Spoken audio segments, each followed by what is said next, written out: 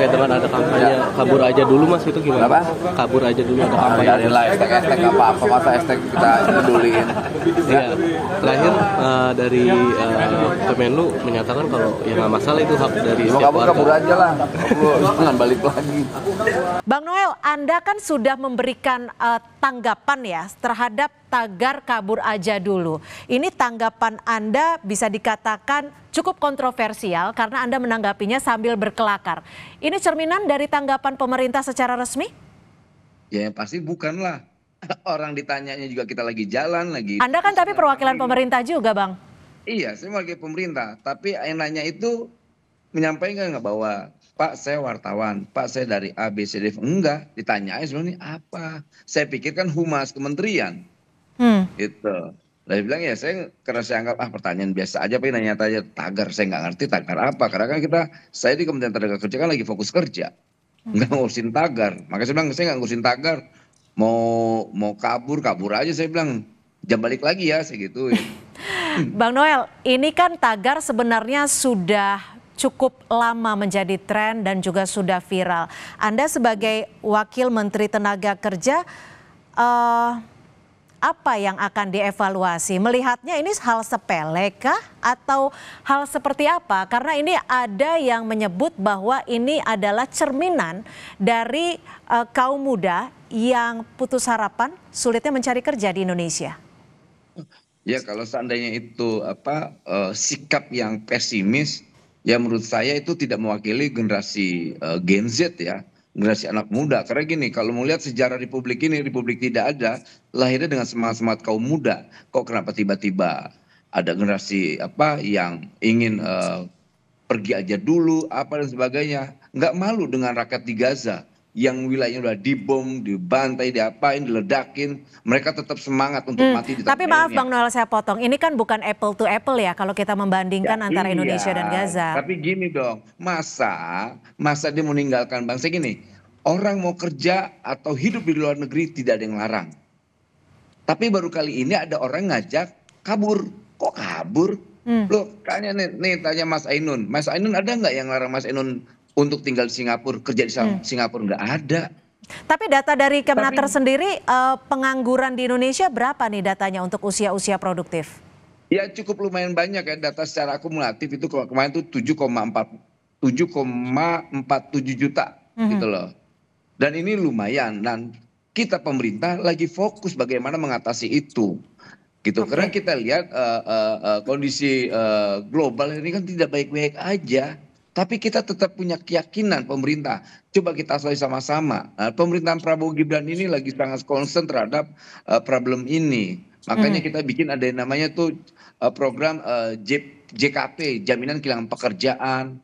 Lantas kita juga Pak Prabowo kemarin akan melakukan investasi-investasi yang basisnya bagaimana ada resapan tenaga kerja. Banyak, kita melakukan banyak hal. Lalu apakah kita sampaikan, wah ini nanti kita... Tidak, bukan itu tugas kita. Tugas kita bagaimana menyelesaikan persoalan-persoalan. Dan itu bukan tugas Kementerian Tenaga Kerja aja, tapi semua lintas kementerian. Ini dinilai apa yang terjadi pas dikirim itu, apa yang terjadi? Ini semacam ancaman kepada para kebebasan pers, Pak. Udah dimasak aja. Kalau kepala batu dimasak aja. Ada juga anggapan jadi ancaman pembunuhan gitu Pak. Gimana Pak responnya Pak? Enggak lah, saya lihat dari media sosialnya Francisca yang wartawan Tempo itu, dia justru minta dikirimin daging babi. Itu kan semacam jokes lagi. Iya, sama artinya dia nggak terancam kan. Buktinya dia bisa bercanda, kirimin daging babi. Tapi artinya sikapnya sudah diadukan ke Dewan Pers. Ya, ini kan nggak tahu, ini kan problem mereka dengan entah siapa yang ngirim. Buat saya nggak bisa kita tanggapi apa-apa itu. Problem mereka entah dengan siapa yang ngirim, apakah itu beneran seperti itu atau cuman jokes, karena saya lihat juga mereka menanggapinya dengan jokes gitu. Jadi menurut saya nggak usah dibesar-besarkan ya. Tapi komitmen soal kebebasan pers di era Pak Prabowo ini tetap ada yang dihalang-halangi bikin berita kan? Kalau nggak ada yang dihalang-halangi bikin berita, itu artinya kebebasan pers kita bagus. Ada yang di stop buat bikin berita dan wawancara nggak? Itu artinya kebebasan pers kita. Ada yang takut nggak sekarang bikin berita? Ada yang dihalang-halangi nggak untuk liputan di istana? Kan nggak ada. Itu artinya nggak ada kebebasan pers yang di TK. Kayak misalnya Tempo masih boleh menulis berita, boleh kan? Masih boleh siaran bocor halus kan? Tetap boleh kan? Itu artinya pemerintah nggak ikut campur sama sekali, nggak ganggu sama sekali. Pemerintah itu hanya berusaha meluruskan kalau di medianya salah paham, kita luruskan. Kalau salah nulis statement, kita luruskan. Sisanya kan nggak ada tindakan apa-apa dari itu. Kalaupun ada yang merasa dirugikan, lapor ke Dewan Pers. Kan undang-undangnya sudah jelas.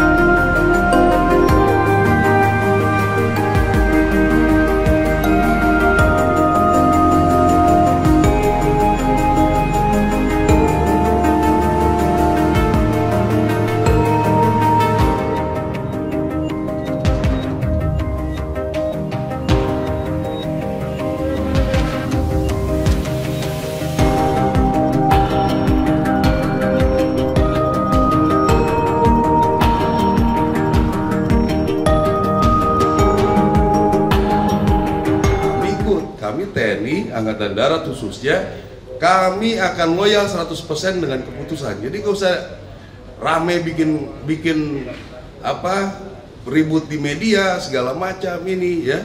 Ini itu orde barulah, tentara dibilang hanya coba bisa membunuh dan dibunuh. Ini menurut saya otak-otak seperti ini kampungan menurut saya ya. Dibilangnya kalau tentara masuk ke KL, kasihan yang pembinaan karir.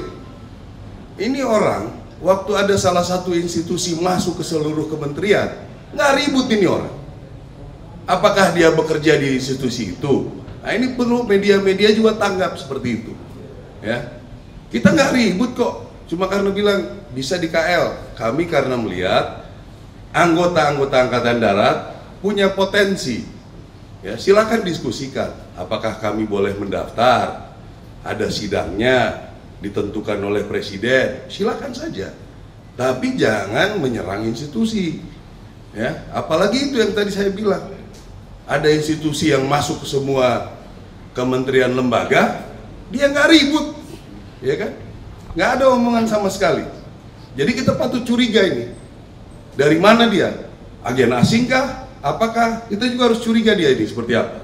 Ya. Dia intervensi. Ini kelompok ini 60% tidak pernah melihat menu dengan gizi seimbang. Kalau makan itu ada nasi, ada bala-bala, ada mie atau bihun, kerupuk, kecap. Nah, itu semua karbohidrat. Itu sudah cukup bagi mereka bahagia. Yang penting asal bisa hidup.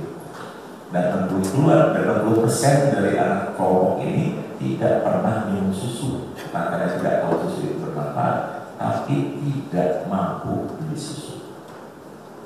Sementara anak yang sekarang masih dalam kandungan, di dalam ibu hamil, kemudian anak balita, anak TK, anak SD, SMP, dan SMA, 20 tahun kemudian ini akan menjadi tenaga kerja produktif.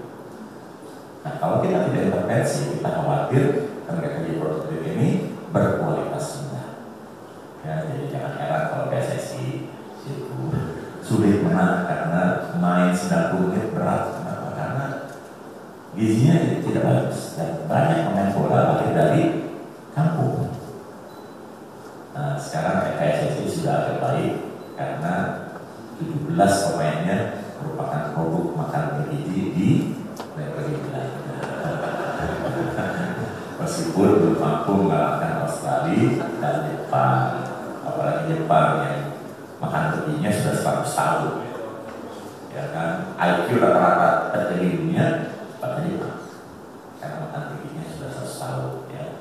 Jadi untuk olahraga sekalipun kita butuh kecerdasan, karena untuk bisa mengoper bola dengan cermat tanpa melihat selain latihan itu kecerdasan.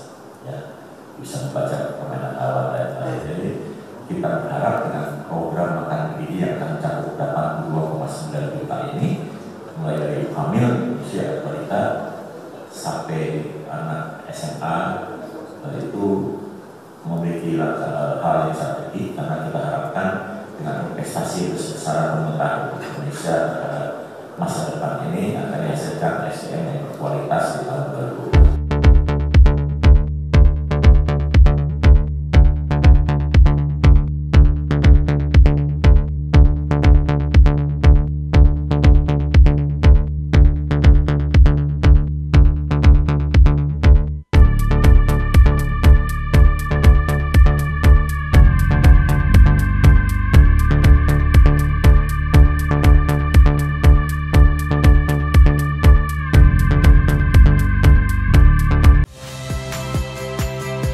Saya Magister Tarigan. Saksikan program-program Kompas TV melalui siaran digital, pay TV, dan media streaming lainnya. Kompas TV, independen, terpercaya.